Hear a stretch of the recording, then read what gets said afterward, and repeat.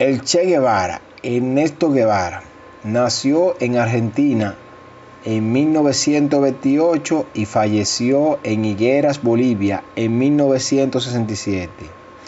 Revolucionario iberoamericano, junto con Fidel Castro, a cuyo movimiento se unió en 1956.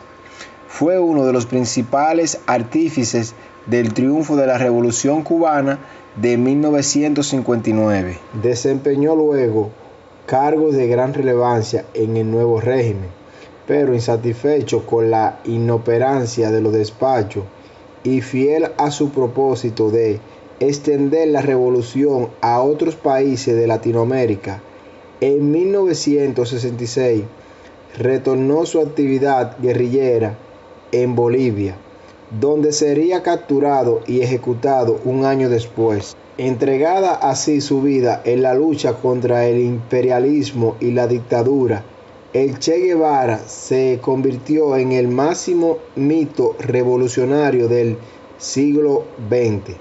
Fue de inmediato un ícono de la Juventud de Mayo del 68, y su figura ha quedado como símbolo atemporal de uno de los ideales de libertad y justicia como los héroes de antaño juzgó más valiosos que la propia vida. Todavía en nuestros días se exhibe con frecuencia en las acciones contestarias a aquel perfil suyo basado en la célebre fotografía de Alberto Korda. Biografía.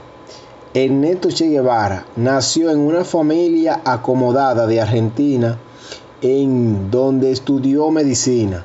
Su milicia izquierdista le llevó a participar en la oposición contra Juan Domingo Perón. Desde el 1953 viajó a Perú, Ecuador, Venezuela y Guatemala, descubriendo la miseria dominante entre las masas hispanoamericanas y la omnipresencia del imperialismo norteamericano en la región, y participando en múltiples movimientos contestarios, experiencias que lo inclinaron definitivamente hacia el marxismo. En 1955, Ernesto Che Guevara conoció en México a Fidel Castro y a su hermano Raúl Castro, que preparaban una expedición revolucionaria a Cuba. Guevara grabó amistad con los Castros, se unió al grupo como médico y desembarcó con ellos en Cuba en 1956. Instalada la guerrilla en Sierra Maestra, Guevara se convirtió en el lugarteniente de Fidel y mandó una de las dos columnas que salieron de las montañas orientales hacia el oeste para conquistar la isla. Participó en la decisiva batalla por la toma de Santa Clara en 1958 y finalmente entró en La Habana en 1959, poniendo fin a la dictadura de Fulgencio Batista. De la revolución llevada a cabo con esos escasos medios se vio facilitado por la insostenible situación del país en aquellos años. Pese a registrar la más alta renta per cápita de América Latina, la riqueza concentrada en pocas manos, este fortísimo desequilibrio social se repetía en los marcados contrastes entre el campo y la ciudad.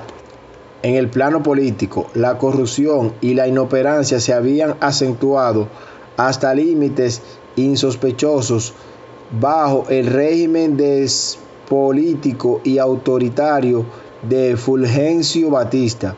Su gobierno logró hacer coincidir en su contra a los sectores más dispares de opinión e intereses. La economía cubana, en extremo condicionada por la presencia de los Estados Unidos, se basaba en el turismo, en las áreas urbanas y en la agricultura de carácter capitalista, que había generado un numeroso proletariado rural determinante en el proceso revolucionario, de la revolución a la política. El nuevo régimen revolucionario concedió a Guevara la nacionalidad cubana y lo nombró jefe de la milicia y director del Instituto de Reforma Agraria en 1959.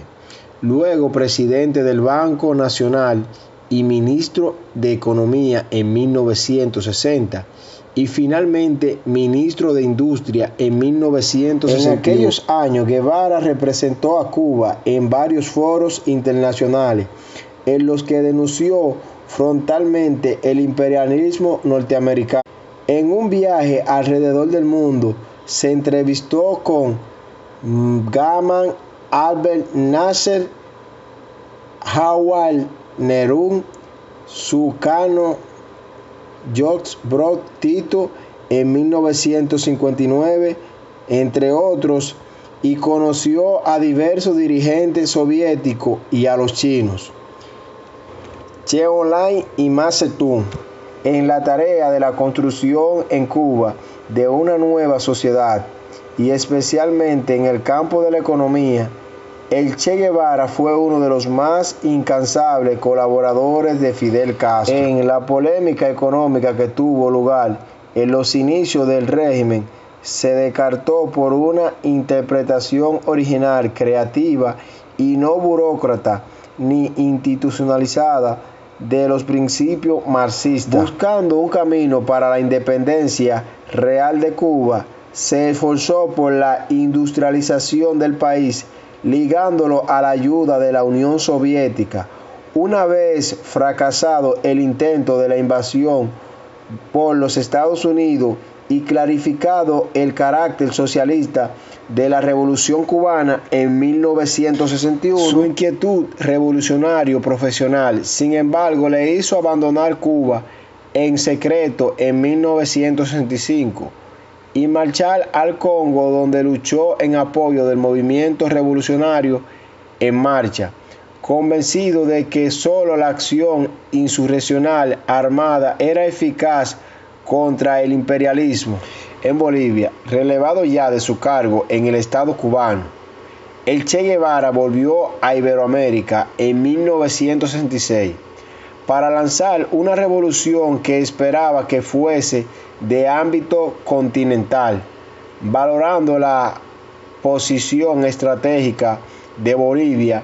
Eligió aquel país como centro de operaciones para instalar una guerrilla que pudiera irradiar su influencia hacia Argentina, Chile, Perú, Brasil y Paraguay. Al frente de un pequeño grupo intentó poner en práctica su teoría, según la cual no era necesario esperar a que las condiciones sociales produjeran una insurrección popular, sino que podía ser la propia acción armada la que creara las condiciones para que se desencadenara un movimiento revolucionario. Tales ideas quedaron recogidas en su libro La Guerra de Guerrillas, 1960.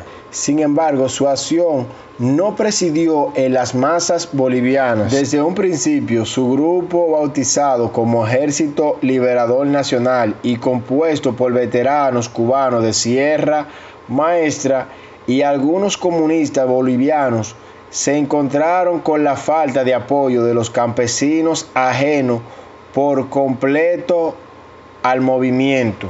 Sin ningún respaldo popular en el mundo rural y sin apoyo a las grandes ciudades por el rechazo de las organizaciones políticas comunistas, las posibilidades de exigir menguaron drásticamente. Aislado en una región selvática en donde padeció la agudización de su dolencia asmática, Ernesto Guevara fue delatado por campesinos locales y cayó en una emboscada por el ejército boliviano en la región de Valle Grande, donde fue herido y apresado el 8 de octubre de 1967. Dado que el Che Guevara se había convertido ya en un símbolo para los jóvenes de todo el mundo, Los militares bolivianos, aconsejados por la CIA, quisieron destruir el mito revolucionario, asesinándole para después exponer su cadáver, fotografiándose con él y enterrándolo en secreto. En 1997, los restos del Che Guevara fueron localizados, exhumados y trasladados a Cuba, donde fueron enterrados con todos los honores por el régimen de Fidel Castro. La imagen de Ernesto Che Guevara queda incompleta si no se consideran, junto a la de revolucionario, su faceta como ideólogo y teórico de la guerrilla de la lucha armada en pequeños grupos como única forma revolucionaria de actividad política posible en los países subdesarrollados.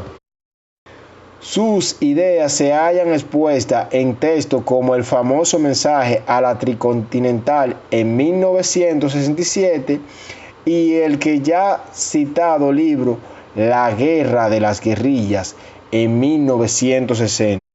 Si bien escribió muchísimo, la mayor parte de su obra sigue inédita.